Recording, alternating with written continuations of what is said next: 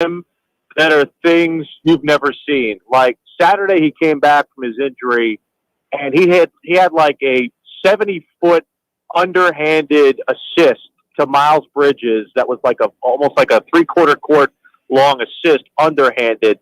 And that the only time I've ever seen something like that was when I think it was George Carl who posted something like that Pistol Pete did about 30, 40 years ago.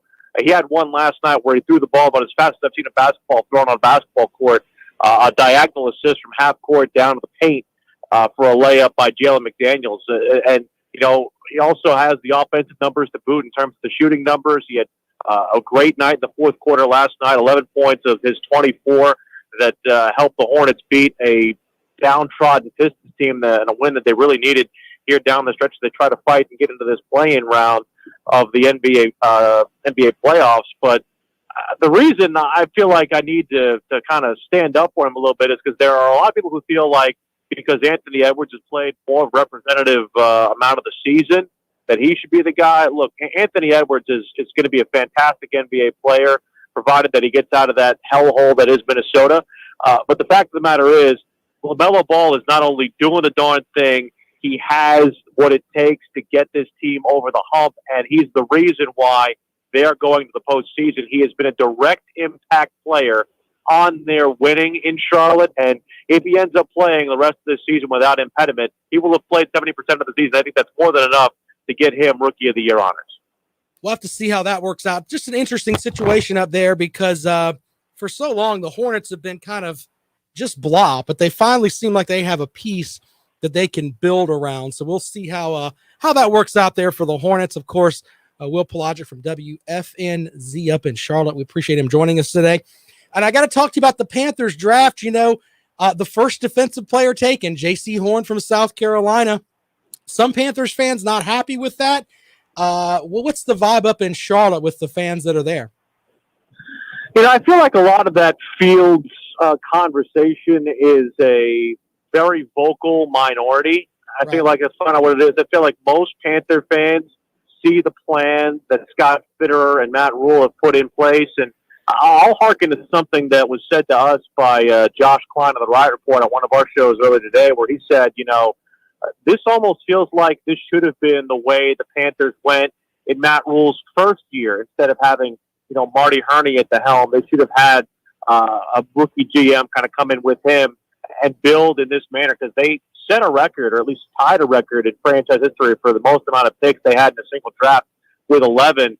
They filled needs all around the football team, and it's starting right away with J.C. Horn. Look, I feel like a lot of people were thrown off by the Fields nonsense and the Fields stench, if you will, but the Panthers played the smokescreen thing well.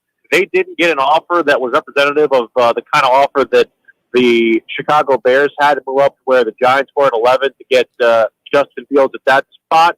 And Scott Fitterer made it very, very clear he did not want to go down beyond where New England was at 15, and they felt like once Justin Fields got off the board at 11, that they were content to take Mac Jones at 15. So they didn't want to trade up either. So getting Horn, he fits an immediate need. They needed a cornerback to play a lot more of that press man coverage that Phil Snow wants to play in his defense. They played a lot of zone last year, and you kind of saw the lack of benefit when it came to the back end. You had a lot of guys who weren't necessarily fit to play at that spot last year, and I feel like he's going to be very athletic.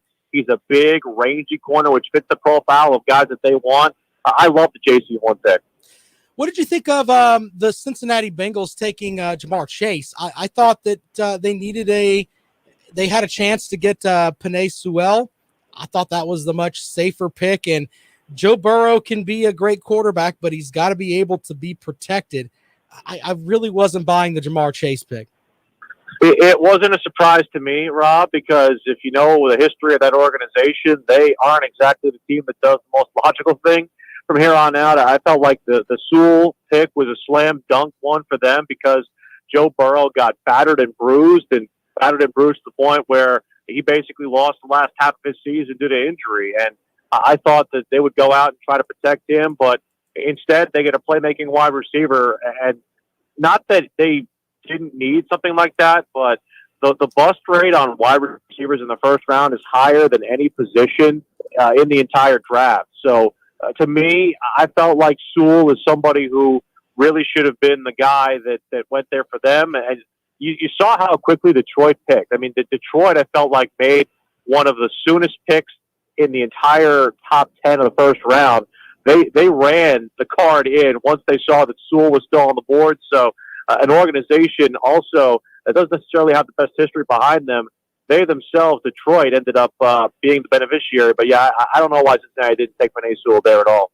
It was just, I'm not a Bengals fan by any stretch of the imagination, but they drafted T. Higgins last year. He had a pretty good rookie season. They've got other wideouts that have done some stuff for them, and it just seems like kind of a silly pick. But I didn't agree with the Jacksonville Jaguars taking of course Travis Etienne. I mean, they've got James Robinson, who is a undrafted rookie that came in and had 1,400 total yards last season. Why go and get Travis Etienne?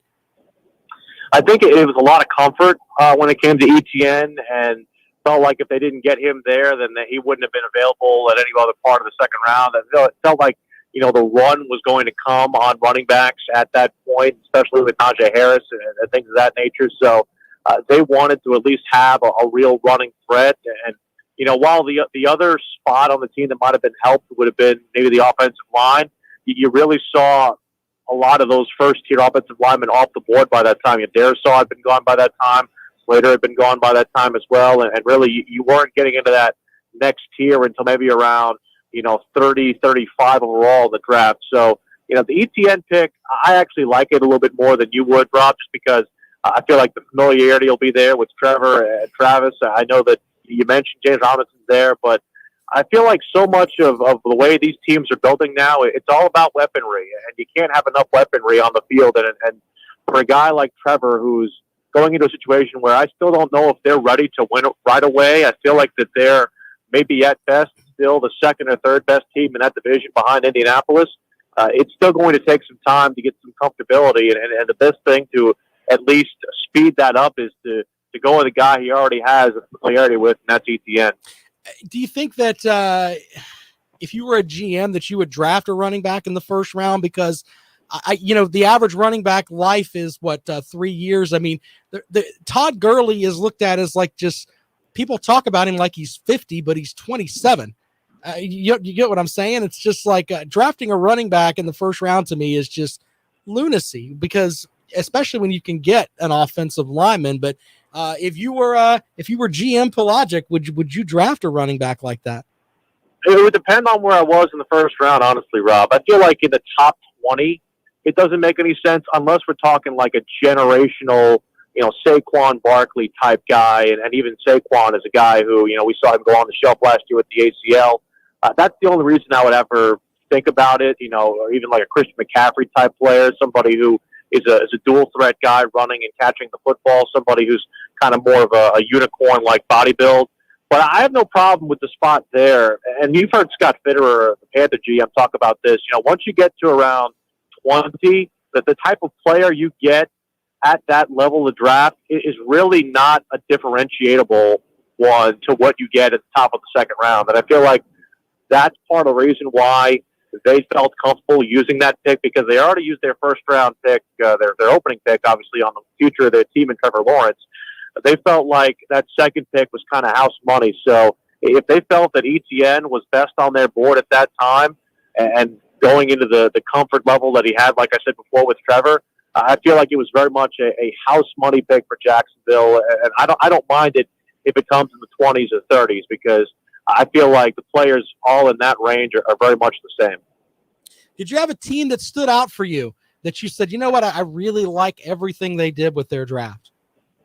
I hate to say it inside the division, but I loved Atlanta's draft. I love getting Kyle Pitts. I love the fact that they were able to kind of shore up some other parts of their team, offensive line and the secondary parts that weren't exactly stalwarts for them a year ago. And they were able to really fill some holes, fill some needs.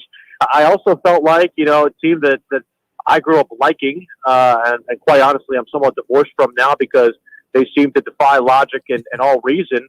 I feel like the New York Jets had themselves a very, very good draft. They did a lot of smart things. They took a lot of players, honestly, that I had the Panthers kind of in target for. I love the Elijah Vera Tucker pick, trading back into the first round to get him. I'm not necessarily sold on Zach Wilson as their quarterback of the future, but I feel like a lot of these teams, what they're doing right now, and I feel like the Panthers did this as well, is that you do everything you possibly can to build every other part of your football team and then have the quarterback either in a developmental phase or you get him as the last piece, because a lot of the way these teams being built now to be Super Bowl champions, like the Chiefs and the Buccaneers, is that they have strong teams outside of the signal caller position. Not that the signal caller isn't important, but alongside the signal caller, they have other foundational pieces, whether it's weaponry on offense, whether it's a front four like Tampa has, or stalwart offensive lines or shutdown corners. It's all about building the rest of the team around you. And I feel like a couple of teams kind of took that responsibility this offseason. All right, well, I have a couple of baseball questions with you before we get you out of here, and that's why I love having Will Pelagic on with us here. He works, of course, with WFNZ in Charlotte. The Atlanta Braves have been kind of, I guess, flat. It's been kind of the Ronald Acuna Jr. show and then flat pretty much everywhere else. Is this a team that could eventually make the turn, or are they just going to be kind of mediocre throughout the season? Honestly, I think they represent, or at least personify, the entire division. I mean, the entire division is kind of wonky right now. I mean, the Nationals are kind of in that same realm. The Mets have started kind of wonky as well. They aren't hitting. And the Braves are in a situation right now where they've got so many injuries that we really haven't seen the full team represented to this point of the season. And they're playing guys out there that maybe even the casual Braves fan wouldn't have even known were in their system. So I do feel like that top to bottom, they still have the most talent in that division on paper, and I feel like that will personify itself over a 162-game season. If this was the kind of start that they went up on last year, I would feel a lot more concerned. But the fact that you're going to get Mike Soroka back, Max Fried's back, you're going to get a lot of these guys who are more representative of what the Braves look like when they're at full strength. We'll get them back into the fold.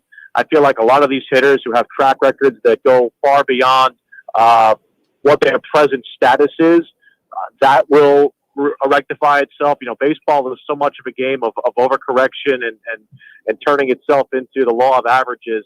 I feel like the Braves will find a way to turn it around, because I just feel like there's just too much talent on that team not to do so. All right, well, my final question for Will Pelagic this afternoon here on The Rundown. We appreciate him joining us. What is going on with the Mets? I mean, they fired Chili Davis. They fired one of their assistants, Tom Slater. I mean, it just seems like every season we have something that goes on with the Mets that you kind of just go, what's the deal already? We're not even in, to Memorial Day yet, and things seem to be kind of falling amuck up there in Flushing Meadows. Well, the weird thing about that whole situation, Rob, is that they actually had a couple of their guys, like I said before, slumping and hitting, and then I think it was either Pete Alonso who came out and had a good day or things of that nature, and he started crediting this guy who was kind of an malpropism, basically, somebody who was a person. They gave him a name, but it was like someone they called him like Donnie or something like that. And they said, "Oh yeah, I was hitting with Donnie, and Donnie's a fake person." And they turned this fake person into like this hitting guru that's in their room or whatever, and not actually giving credit to their hitting coaches. Yeah. And I feel like that was the kiss of death for Tilly Davis and Tom Slater. It's like, oh, they're giving this guy Donnie all the credit for breaking Pete out of his slump and things of that nature. And it's just an organization that continues to, even when it looks like they have nice things, they don't have nice things. And so I feel like that's another one where, yes, they have a lot of talent, but I still feel like in the off season, they did not beef up enough of their batting order and their offense to hit with the likes of the Phillies and the Nationals and the Braves. I know that they try to ride as much of that starting rotation as they possibly can, but when you're not getting Noah Syndergaard back until June at the soonest, and Jacob deGrom's got a lat issue, and you're worried about Stroman and some of these other guys, and oh, by the way, Edwin Diaz is still a head case in the bullpen. They are far from certain right now, and I feel like if there's any manager in baseball right now, other than maybe Aaron Boone and the New York Yankees, who's on the hot seat, it'd be the guy across town, Luis Rojas, who came in with largely unproven stats and was basically a shotgun marriage hire because of what happened with Carlos Beltran. I'd be concerned right now if I was Luis Rojas. It's sad though because Jake DeGrom is such a great talent, and it's if they keep with what's going on up there, he may be a while before we actually get to see him pitch in October, and that's a shame because he is absolutely just one of the greatest pitchers that we have in baseball right now. Yeah, he has one October under his belt, so there's that. In 15, he had 15. That's about it. We'll always have 15. Fair enough, man. Hey, Will Pelagic from WFNZ. Tell folks where they can follow you on Twitter, which he is a very entertaining follow. Everything from you were tweeting about guacamole, man. What's up with that? I know it's Cinco de Mayo. Yeah, our morning show was slandering guacamole today, and I said that this guacamole slander will not stand. You can find all of those representative thoughts at Willie P style on Twitter, and check us out also on WFNZ as well. We got a brand new app, by the way, in case you want to follow us that way as well. All right. Hey, Will Pelagic, man, thanks for joining us, bud. As always, we appreciate it. Thanks, buddy. Appreciate you. Thanks a lot. Bye-bye. All right, Will Pelagic joining us here on the Rundown. It's great to bring people on that can talk about all kinds of different sports. What's so cool about him is that I can throw just about anything at him, and he can give me his snap opinion just like that. Pretty good stuff there. Follow Will on Twitter. He's at Will Pelagic. And, man, if you want to listen to some good stuff, check out his stuff up at WFNZ. Quick break when we come back. More in the Aaron Rodgers saga. And we've got other things that are that are out there that are kind of amusing here on the Rundown. Appreciate you checking us out right here on Fox Sports Radio 1400.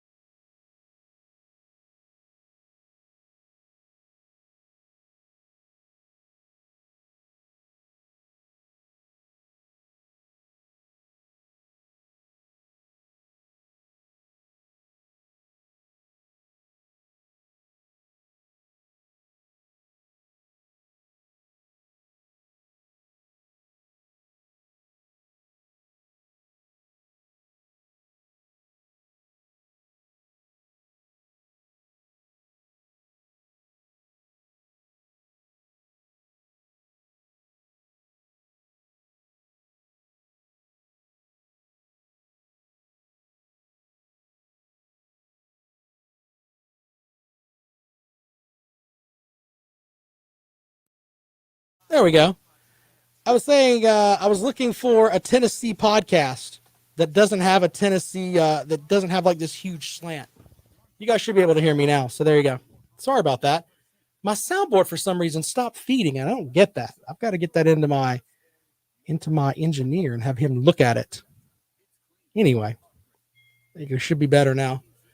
Anyway, yeah, so thinking about that. All right, here we go.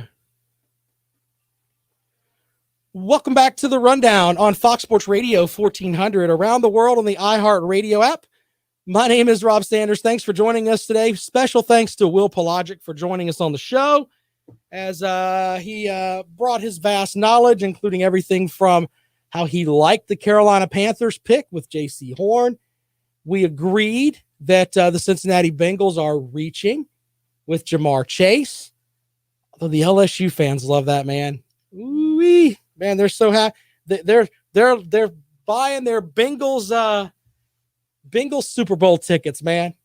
As long as they don't have to play the Saints, they're going to be happy as all get out down there. By the way, Nick Saban had some comments about Nick Saban was at the Regions Traditional Pro-Am, and here's some comments he made about one thing that was really interesting. And this is about the likeness and image and likeness program that Alabama is setting up. And all the schools around the country are doing it. He said, I'm not sure if anybody knows for sure how it will impact or affect it because we don't know for sure what the parameters are and what the rules are. I'm all for the players. My biggest concern is how do we manage it? How do we police it? How do we make sure that it's fair for everybody? I think the NCAA has always tried to keep a level playing field for everyone. Stop kissing up, coach. You're the best that's out there. You don't have to kiss up to the NCAA. You don't have to do that. Sorry. My own commentary there. So hopefully this is, for everyone. So hopefully this is not something that it will be fair for everyone and everyone will have an opportunity to create some value for themselves and their brand. But at the same time, it won't create advantages for anyone. So look, one of the things that's going to come of this is that let's say that you're a player for, whatever team. You're going to be able to use your image on the field and you can use it in your social media and you can do things like that. Certain universities, I know Georgia Tech, I read something about this where Coach Collins is big on this. So you'll be able to use your likeness and stuff from their video team that they have, and all universities have one of these things. You'll be able to use that to help promote yourself. That's a pretty cool thing. And if you have a YouTube channel, whatever, you'll be able to make money with it. That's one way of that things can be different. Now, I get frustrated, though, when I hear people talk about, oh, I hope one's not more competitive than the other. I mean, just stop with all that. Let's go out to the phones, 803-978-1832. Welcome to the Rundown. Good afternoon. Good afternoon, Rob. It's Bobby and Casey. Bobby, what's How up? you doing? Man? I'm good, man. What you got for the program? For the program today, Mr. Cornblue and the sports media Twitter feed, and I'm trying to dig to look for what would change on on-court rules 2 hours ago. It looks like the let me get this right, National Federation of High School Basketball Rules Committee is working on some changes to go across the board, but I don't know if all 50 states would have to sign off on it. That's going to be a couple days in the mix. I have to figure that out. Okay, but I sent you something. Matt Garlander put something out really interesting for college basketball. Mm-hmm. And you might be able to explain it because you might be more of a fan than I am of what a Euro step is. But I guess they're not going to if college rules change, they're going to have quasi quarters, get rid of the 2 20-minute halves. I guess they won't let a player drive to the 10, drive the lane, drive to the rack, the 10, the hoop. Like old style, they got to take like a Euro step to dunk the ball in the game. I have to might come more like a European. Yeah. And they're going to widen the lane by a couple feet. So there's going to be more of a trapezoid. Right. They're going like to kind of go Olympics. to the international rules is basically what it is as far as the lane goes and all of that. So big men hate that, by the way. The big men absolutely hate that. But we're getting to a point now where we don't have big men anymore. We don't have a guy like Tim Duncan who can, shoot the, obviously dominate in the paint, shoot the 12 to 15 foot jump shot. Our big men now are, and the best example is Joel Embiid. Embiid's like 7 foot tall, but he's standing outside shooting threes. So, we don't really have that. So this, the trapezoid lane might make some more sense with today's game, but we shall see. Yeah. And I'm going to pontificate one moment about hockey. Okay. I'll say what this thug Perros, they let the Fox guard the hen house being the director of discipline and what Wilson's getting away with the Capitals. Yeah. When Chris Simon, and you should be old enough to remember him, he was a serial felon with his stick. Yeah. He had to finish his pro hockey career in the KHL and over in Europe. Yeah. They essentially put a lifetime ban on him playing. He's retired. This guy, Tom Wilson, needs to go to Russia or Europe too. What he's been getting away. I mean, it's actually turning hockey back to thuggery and goonery for people like us who are old enough to the way it was in the 70s.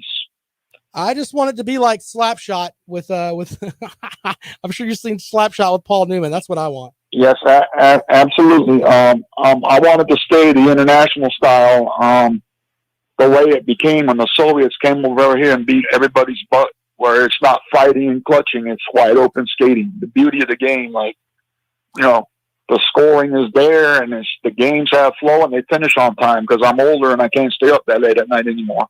Bobby, I appreciate you calling the program, man. So I mean, they need to put a lifetime ban on Tom Wilson. What he did the other night against the Rangers was awful, and Perros needs to go too. So I'll get off the air and get on my soapbox. Thanks for letting me pontificate here. Appreciate it, buddy. Yeah, we could talk hockey forever. I'm not like Bobby. I like the fighting. That's what I want. They're out there and you fight in hockey. That's, it's one of those things. It's part of the game. Couple of comments. Brock says the NIL is very complicated, but it is in the inevitable future. Yes. But I think the big thing that people need to understand about this, it's not going to be, I don't think we're going to have it where, I don't think we're going to have it where, let's say the quarterback's going to make a lot more money, etc. I think it's going to be guys can use, especially on the social media front, they can use themselves in their uniform to make some money. They can actually go to a camp that has these guys running camps. I think that's going to be part of it. So there's that. And Brock trying to cause trouble today. This is a hot take. Jake Bentley could have been an amazing quarterback, but poor coaching prevented him from being properly developed. His dad was on the coaching staff, sir. Brock just likes causing problems. All right, well, we'll take a quick break. We come back. We'll talk more about what Nick Saban said today. Pretty cool stuff. And a lot more for you here on the Rundown. This is Fox Sports Radio 1400.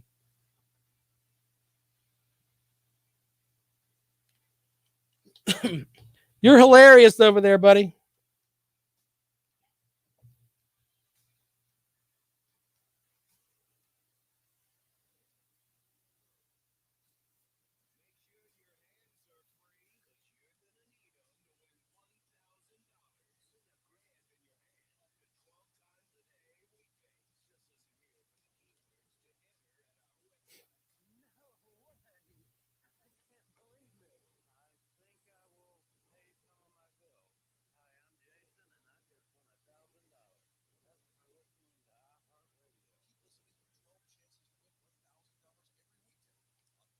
Oh man, hold on. I had another note here.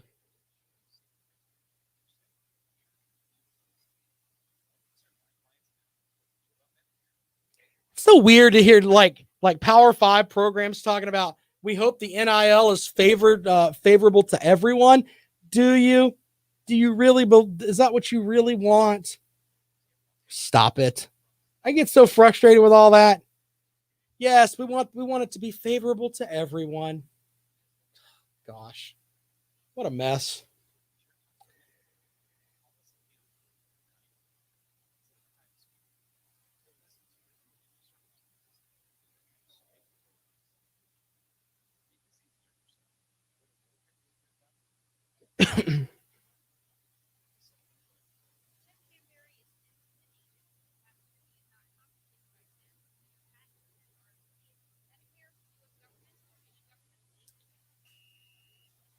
I don't know how good Jake Bentley could have been. I mean, he didn't really do well up in Utah. So there's that.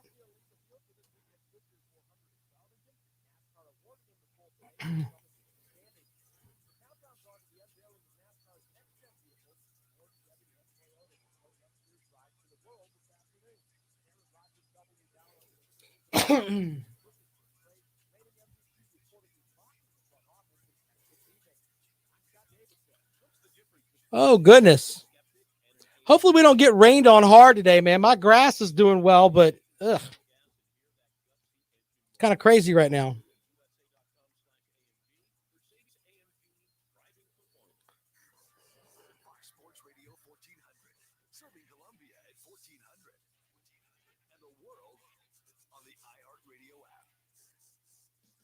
Welcome back to the rundown on Fox Sports Radio 1400 around the world on the iHeartRadio app. I'm Rob Sanders. Thanks for joining us today. I tell you what, man, we got a lot of things to get into here, but I got to talk about, and it seems like I'm talking about my Packers every day, and I understand it's the show of the people here, but you know, this is going to be something that's interesting to say the least. So ahead of last week's draft, the San Francisco 49ers and Denver Broncos both emerged as potential Aaron Rodgers trade destinations.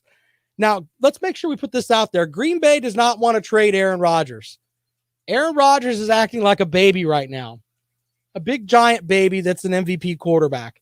So when you're an MVP type quarterback, you can act like a baby, I guess, but it just makes you look silly. So the 49ers, this is the first part of the story. They admitted they called the Packers about a potential deal. If you're Jimmy Garoppolo, you have to be feeling like you are the ugliest guy in the room right now. They don't want anything to do with you, man. They want you just to keep the seat warm so someone else. They were trying to get Aaron Rodgers to come in, and then they end up drafting Trey Lance. They were completely done at that quarterback spot. Now, then, of course, the Broncos, they are still kind of in the mix. They had a choice between Mac Jones or Justin Fields, but they went with a cornerback, and they're currently moving forward with Drew Lock and Teddy Bridgewater. But could they possibly get Aaron Rodgers and with the team that they have, kind of do what they did with Peyton Manning, where Peyton Manning went in there and kind of led them to a Super Bowl. But now, no formal complaints have been made, but they're talking about maybe they were tampering a little bit with Aaron Rodgers, etc. According to one report, the Packers are upset. Teams may have contacted Rodgers to gauge whether he's interested in playing for them if they tried to make a trade, sources said. Rodgers does not have a no-trade clause in his deal. The 49ers and Broncos are believed to be among those teams. A leaked source says the Packers have not filed charges with the NFL because they know it's nearly impossible to prove. The Packers found that out when they filed a charge against the Vikings in 2008 for tampering with Brett Favre. Something that seems to keep happening to the Packers. What a mess up there. I think that you're at the point now, though. I mean, do you try to salvage it? Do you try to say, you know what? Maybe we should, send out the olive branch, try to, apologize, whatever. Or do you say, you know what? I'm more in the realm of 3 years from now, it's going to be hard for me to see Aaron Rodgers being your quarterback. Fireball asks if he's from California. Yeah, he's from California. So, in my opinion, Aaron Rodgers' best years are behind him. And I know that sounds like it's a cutthroat thing, but the NFL, of course, stands for not for long. You're not going to be in the league for long. I mentioned this with Will earlier. Remember, Todd Gurley was like the toast of the league. Everybody loved Todd Gurley. And then all of a sudden, Todd Gurley's 27 and people think he's old.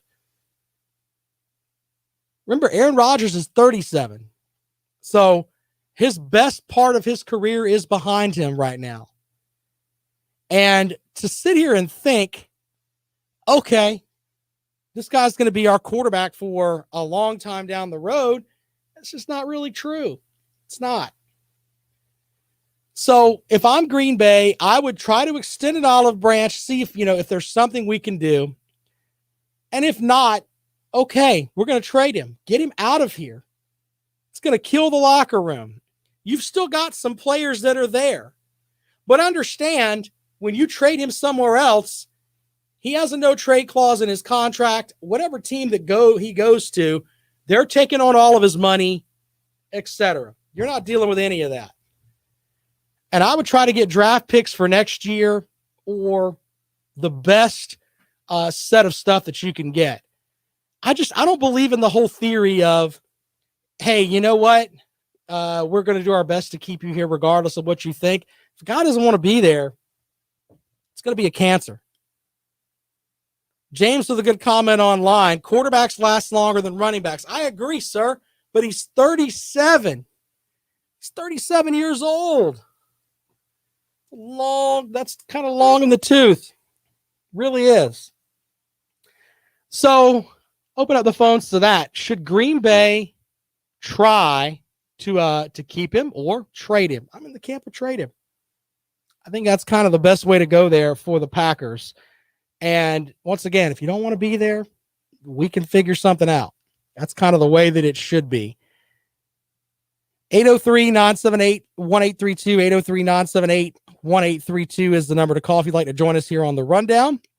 Right here on Fox Sports Radio 1400. I don't think he's going to go to the 49ers there, Fireball, because they drafted Trey Lance. I don't think that's going to happen. Really don't.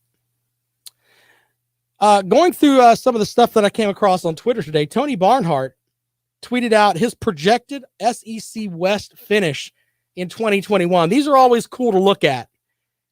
He's got Alabama at 1, surprise, surprise. Texas A&M at 2, LSU at 3, Auburn at 4, Ole Miss at 5, Mississippi State at 6, and then Arkansas at 7. So he's got Arkansas finishing dead last and Alabama winning the West. And that's pretty much a cookie cutter type of response there, in my opinion.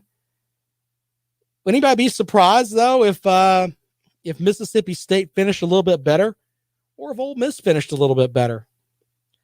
I tell you what, if Lane Kiffin can get some playmakers on that defense, they might be all right. I'm not saying beat Alabama, but I'm talking about pushing around teams like Auburn, Mississippi State, Texas A&M, maybe moving some of those guys around a little bit.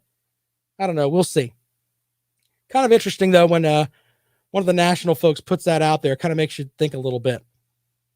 803-978-1832, 803-978-1832. Brock says Auburn's going to suck next year. Their schedule is brutal. Yeah, I can buy that, too.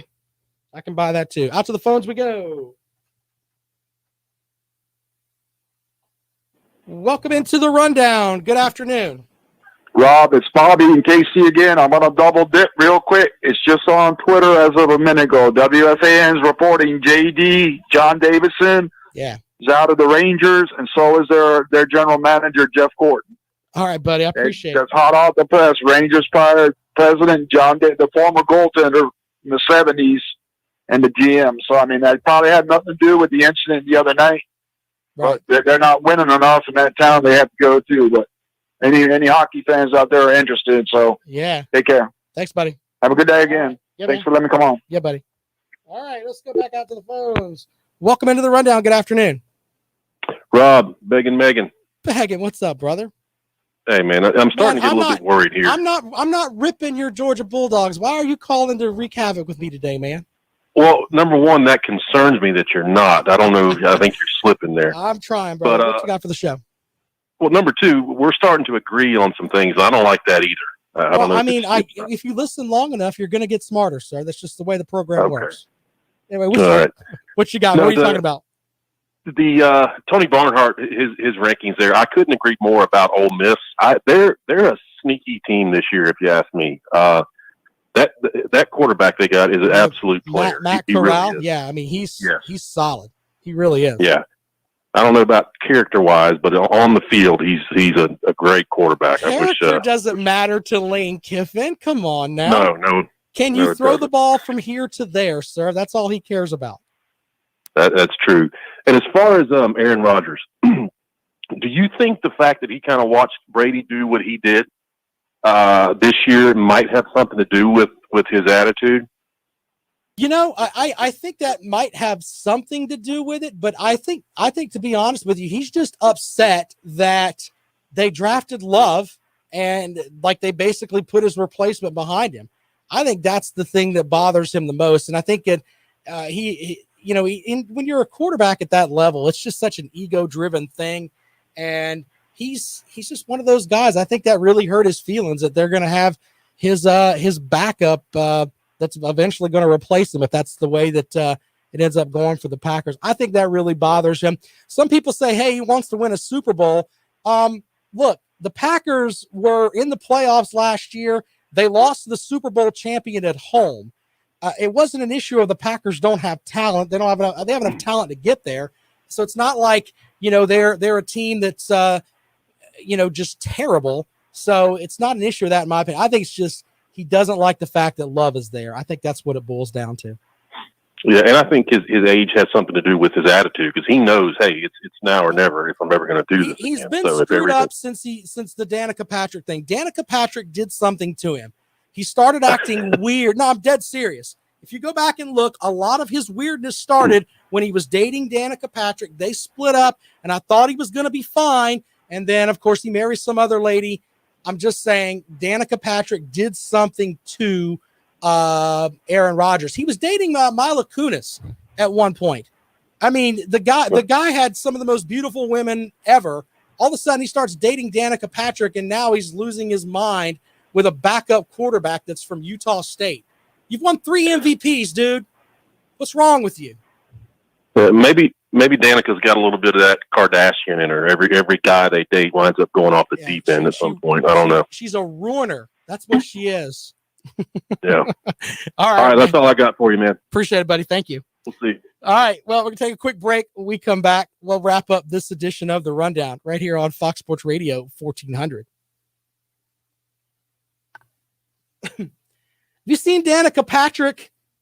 You seen Danica Patrick doing her yoga? She does like all these yoga poses. It's like, are you serious?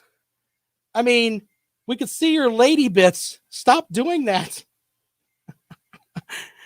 Jimmy says, I'm not blaming all women. I'm saying it's Danica Patrick. It's not sexist if you just talk about one woman, right? One woman. It's not sexist. It's Danica Patrick. Just her.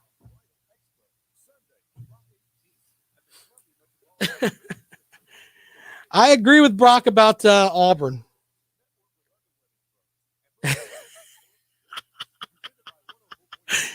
I'm going to fireball with the comment for the win. If you don't believe me, go and look at Danica Patrick's Instagram.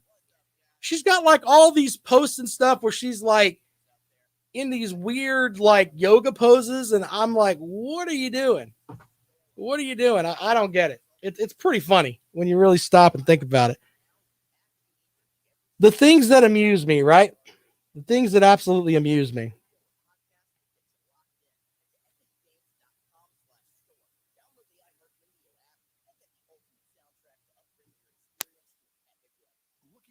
Hey, how many people think Zion Williamson didn't get paid? It's not even that. It's just her. It's just Danica Patrick. You want to know the sad thing is that's the same thing my wife would say. My wife would be saying things to me like, that's a sexist thing you said about Danica Patrick. No. Here are the facts. Aaron Rodgers was good. He's dating Mila Kunis. He's great. Absolutely great. By the way, how could you possibly be bad if you're dating Mila Kunis, by the way? Just throwing that out there. He starts dating Danica Patrick, and he loses his mind. What? I mean, This isn't rocket science, ladies and gentlemen. It's just facts. Facts, facts, facts. Something happened. Should put the voodoo on him or something. A sexist statement would be saying it's voodoo vagina. Now that's a sexist statement. We're gonna be accused of being sexist. That's the sexist statement. Well, welcome back to the rundown. They're talking online about whether or not it's a sexist statement that I made about Danica Patrick. I wasn't trying to be sexist about Danica Patrick. It wasn't all women. It was just Danica Patrick. Aaron Rodgers started dating Danica Patrick and he started acting silly. Something happened there. Just saying. I don't know. That's pretty much what it boils down to. Anyway, final story here today on the rundown. There's a document that alleges a Duke star Zion Williamson's family while he was a recruit. All right, raise your hand if you didn't think that was happening. Now we've got some of the stuff that has come out. Court documents filed as part of a civil lawsuit between former college player Brian Bowen and Adidas detail a series of payments the company allegedly made to Williamson's family in 2016 and 2017 prior to his Blue Devils career. By the way, that Brian Bowen played, or was going to play for the University of South Carolina, but they couldn't get everything worked out, the former Louisville player. So, of course, in 2018, Bowen sued Adidas, claiming the company engaged in money laundering, bribery, and fraud by denying him a college basketball career. Earlier this year, Bowen's attorneys filed a series of questions with the court for Adidas to answer, known as interrogatories. Those questions sought details of payments by Adidas to a host of recruits. So basically, what Brian Bowen is doing is he's just going out and saying, okay, I know they paid this guy, and that guy, and I'm going to try to get them, have them out here in court. The case, by the way, is being litigated in the U.S. District Court right here in Columbia. Bowen's side asked for information regarding Adidas' knowledge of fund transfers to Zion Williamson in which Adidas employees or contractors may have been involved. So they have a $404 payment on November 14th of 2016. A list of 9 payments are detailed, with the last being at $800 payment on September the 12th. According to the letter, the largest payment was $1,100 on February the 14th. The 9 payments equal $5,400. So basically, this is just something to kind of, they don't like what happened with them. So it ends up working out like that. Hey, we're just going to, try to blow up Adidas and what they're doing. So according to one statement, Rivers may have transferred, that's the AAU coach, $3,000 a month to the Williamson family for an unspecified period of time. And the letter also references documents Adidas submitted to the attorney's office, the group that spearheaded the college basketball corruption thing. Of course, remember the Michael Avenatti said Nike arranged payments to induce Williamson to attend Duke. Remember when they had like the whole Zion Williamson thing where he was going to announce his signing and they had like a Duke hat and a Clemson hat on the table? It's like, yeah, right. He's going to Clemson. That's not happening. I mean, that was just not happening at all. Anyway, so according to Duke, they conducted an investigation into Avenatti's claims and found no evidence Williamson wasn't eligible for the 2018-19 school year when he played for the Blue Devils.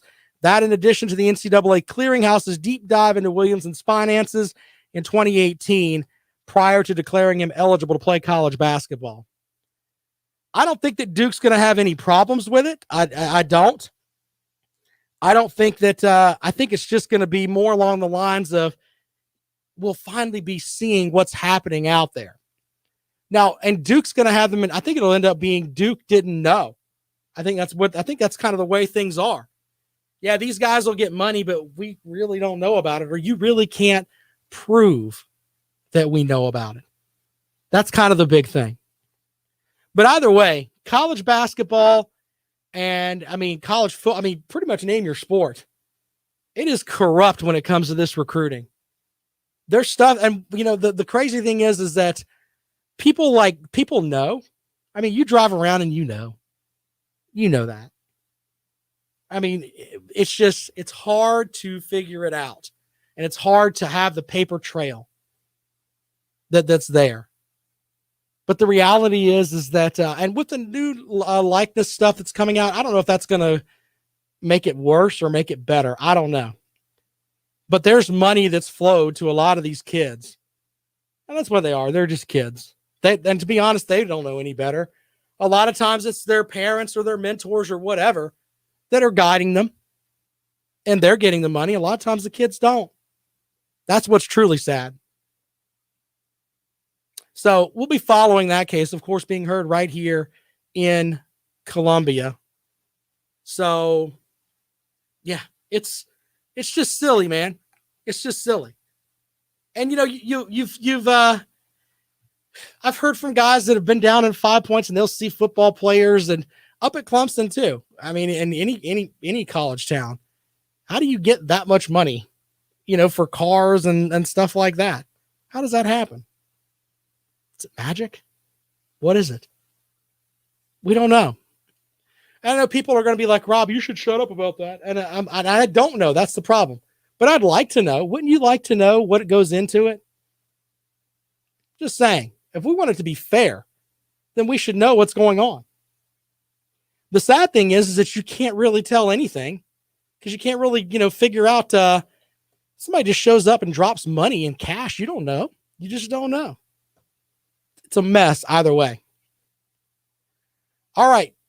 Clemson Sports Talk is next. Don't forget Lawton Swan, the czar of Clemson sports. Stop looking at me, Swan. Yes, he'll take you home this afternoon from 4 to 6 right here on Fox Sports Radio 1400. Of course, around the world on the iHeartRadio app. My name is Rob Sanders. Tomorrow we'll have more for you right here on Fox Sports Radio 1400.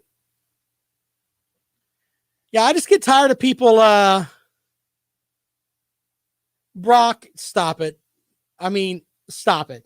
You need to stop it. You think South Carolina doesn't pay recruits? You think South Carolina doesn't pay recruits? Come on, man. Don't make, I mean, we could talk about the Whitney. Do you want to talk about that? Where, you know, people were staying at a luxury hotel with car service and not paying for it. All schools do it. So just stop with that, man. That's the problem. You'll have a group of fans who are like, I know Alabama's doing it, or I know Tennessee's doing it. How about this? Everybody's doing it. And if we want to fix it, we have to make it a level playing field for everyone. That's the best thing to do. Or just make it where everybody can do whatever they want. And Nick Saban can laugh and say, hey, I spent $750,000 on my quarterback, or I spent this on my running back, or whatever. But everybody does it. I mean, stop with the Clemson, Georgia, and Alabama paying recruits. Come on, man. Well, Mark's absolutely right about that, but people pay. I mean, that's just the way that it is. And the Zion Williamson thing, it's right there. It's happening. All right. Hey, I appreciate you guys, man. Tomorrow, I'm going to have, I think I've got Joe Healy on from Baseball America, so we'll talk some baseball. Hopefully they'll get the baseball games in tonight. South Carolina is supposedly playing North Florida right here shortly.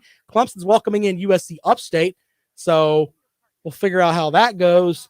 We're going to talk about the log jam that's up top in the SEC baseball race, which right now the college baseball is pretty much the SEC and that's it. So yeah, there's that. So anyway, appreciate you guys. Follow me on Twitter. Podcast up at 5:00. We'll talk to you later on.